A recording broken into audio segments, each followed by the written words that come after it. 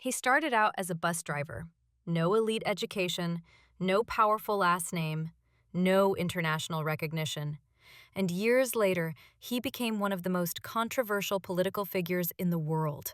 A man whose name still sparks completely different reactions depending on who you ask. This is not a story about a hero, but it's not a simple villain story either.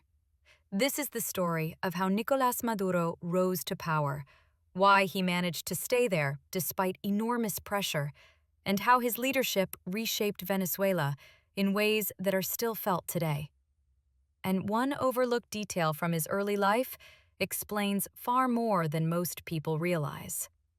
One of the most misunderstood facts about Nicolás Maduro is that he was never supposed to become president.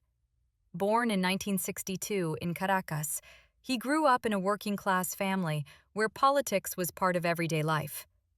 According to publicly available information, both of his parents held left-leaning views, which strongly influenced his early worldview. But Maduro's path into politics did not begin in government offices. It began in labor unions. As a public bus driver, he became a union activist, surrounded by people dealing daily with low wages, inflation, and economic uncertainty. It was there, far from television cameras, that he developed what would later become his greatest political strength: the ability to speak the language of ordinary people. And that ability did not go unnoticed. Because at that exact moment, Venezuela was producing a leader who needed people just like him. Hugo Chavez, already a dominant figure in Venezuelan politics, was building a movement based on loyalty, ideology, and a direct connection with the population. Maduro fit naturally into that system. Over time, he moved steadily through the political ranks, from member of parliament to foreign minister, and eventually, vice president of the country. It's important to understand this clearly. During this period, Maduro was not widely seen as a strong leader in his own right, but rather as a loyal executor of Chavez's vision. Then came the moment that changed everything.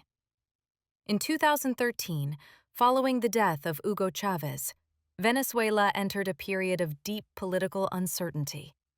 Shortly before his passing, Chavez publicly named Maduro as his chosen successor, a move that surprised even some of his closest allies.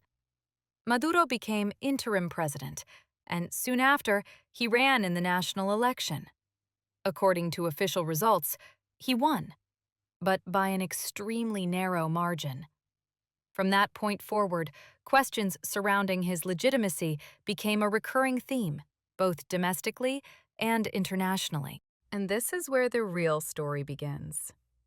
Because inheriting Chavez's position did not mean inheriting his authority. Maduro took control of a country already showing signs of deep structural problems: heavy dependence on oil, declining production, and mounting inflationary pressure. In the years that followed, living conditions in Venezuela, according to numerous international reports, deteriorated significantly.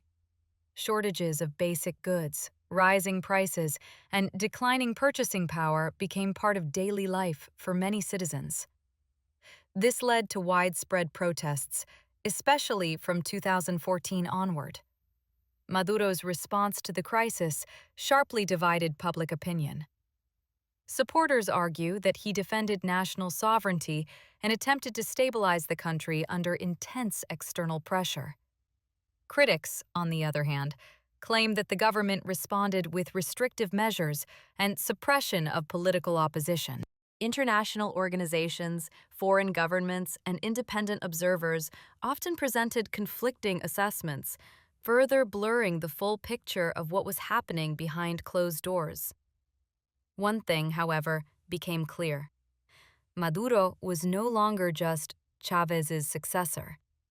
He had become the central figure of Venezuela's crisis.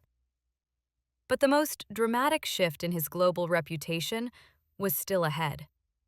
In the years that followed, serious allegations emerged outside Venezuela, including claims of involvement with criminal networks. It is important to note that Maduro has consistently denied all such accusations, describing them as politically motivated and part of broader efforts to undermine his government. The United States and several other countries imposed sanctions, while others continued to recognize his presidency and maintain diplomatic relations. Venezuela gradually turned into a geopolitical flashpoint, not through open warfare, but through economic pressure, diplomacy, and ideology. By the end of the 2010s, Nicolás Maduro was no longer viewed simply as the leader of a country in crisis. He had become a global political flashpoint. According to official statements released by U.S. authorities in 2020, Maduro was charged in the Southern District of New York on multiple counts, including allegations related to international drug trafficking and weapons offenses. U.S. officials claimed these activities were connected to a network of high-ranking Venezuelan officials, commonly referred to as the Cartel of the Suns. It is crucial to state clearly, Maduro has consistently and publicly denied all allegations, describing them as politically motivated and designed to undermine his government. But regardless of interpretation, the consequences of those accusations were very real. Sanctions expanded, financial access tightened, diplomatic isolation deepened. For years, a standing reward existed for information leading to Maduro's arrest. In 2025, according to publicly available announcements, the Trump administration increased that reward after officially designating the alleged network as a terrorist organization.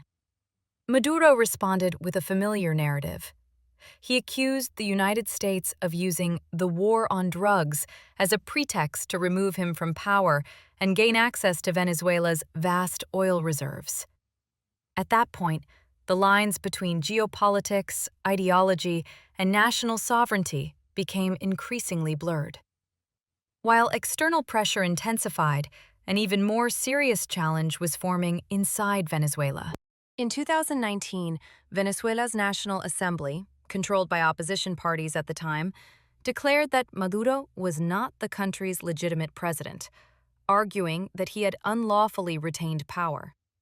This declaration went far beyond symbolic politics. More than 50 countries, including the United States, formally stopped recognizing Maduro as Venezuela's lawful leader. For the international community, it was an extraordinary moment. For Maduro, it was a direct confrontation with the global order. Because very few leaders managed to rule without broad international recognition and remain in power.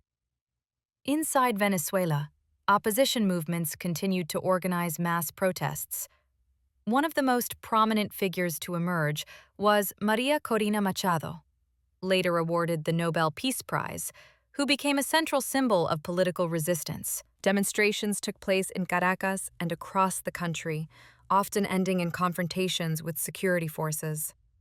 International human rights organizations reported casualties and alleged abuses, while the government insisted it was responding to efforts aimed at destabilizing the state. As with many conflicts of this scale, perspectives sharply differed depending on who was telling the story. Throughout his presidency, Maduro rarely appeared alone. His wife, Celia Flores, played a significant role within the state apparatus, holding several senior positions over the years, including high-ranking legal and governmental roles. Together, they formed a political partnership that appeared tightly consolidated. In 2018, Maduro survived a dramatic incident during a televised public address, when explosive devices detonated nearby, injuring several members of the security forces. Maduro himself was unharmed, and the incident was officially described as an assassination attempt. The shock of that moment, Maduro was later declared the winner of that year's presidential election, another vote that was met with international skepticism. Yet the most decisive test of his leadership was still ahead. Facing mounting Western sanctions, Maduro turned outward for alternative support. He strengthened ties with China, Russia, and other nations willing to maintain economic and political cooperation with Venezuela. According to available reports, these relationships played a key role in preventing a complete economic collapse. At the same time, Maduro repeatedly accused Western governments of deliberately undermining Venezuela's economy, while portraying himself as a defender of national sovereignty against foreign interference. To supporters, he represented resistance. To critics, he symbolized an unyielding grip on power. In 2024, Venezuela once again entered an election year. But this time, the atmosphere was different. After more than a decade of crisis, sanctions, and political confrontation, expectations were high. The opposition claimed this election represented a turning point, while the government insisted the process was legitimate and conducted in accordance with the Constitution. When the results were announced, Nicolás Maduro once again declared victory. However, according to reports from multiple international observers and foreign governments, serious concerns were raised about the integrity of the election. Several countries refused to recognize the outcome, citing a lack of transparency. For Maduro's government, this was not unfamiliar territory, but this time, the consequences would be different, because the international response no longer stopped at statements alone.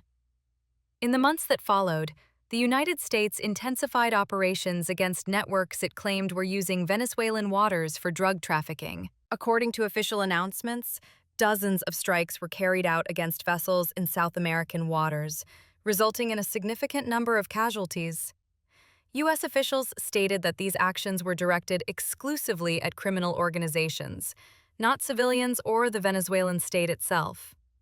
At the same time, Maduro publicly stated that he was open to dialogue with the United States, wherever they want and whenever they want, as he said during an address on state television.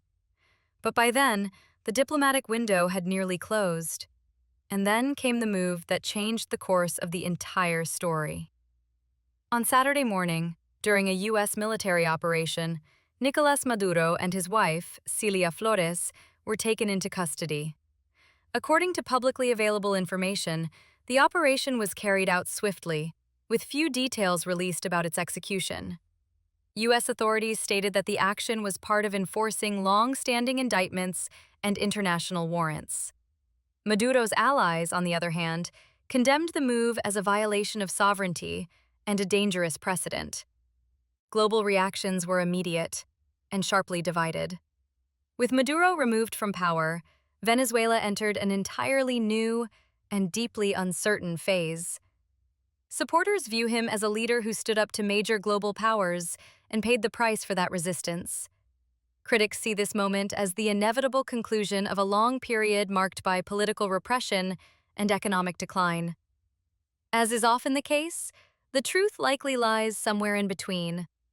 What is undeniable is that Maduro's journey, from bus driver to a man who stood at the center of global attention for years, represents one of the most unusual political transformations of the modern era. This is not just the story of one man. It is the story of what happens when ideology, power, international interests, and internal crises collide within a single country, and how the consequences of that collision can last for generations. The fall of Nicolás Maduro does not automatically mean the end of Venezuela's struggles. It may, in fact, mark the beginning of an even more complex chapter. What happens to Venezuela now? Who takes control, and under what conditions? And is the country truly on the path to recovery, or toward renewed instability? In the next video, we explore exactly that: what comes after Maduro, and why the decisions made in the coming months will have consequences far beyond Venezuela's borders.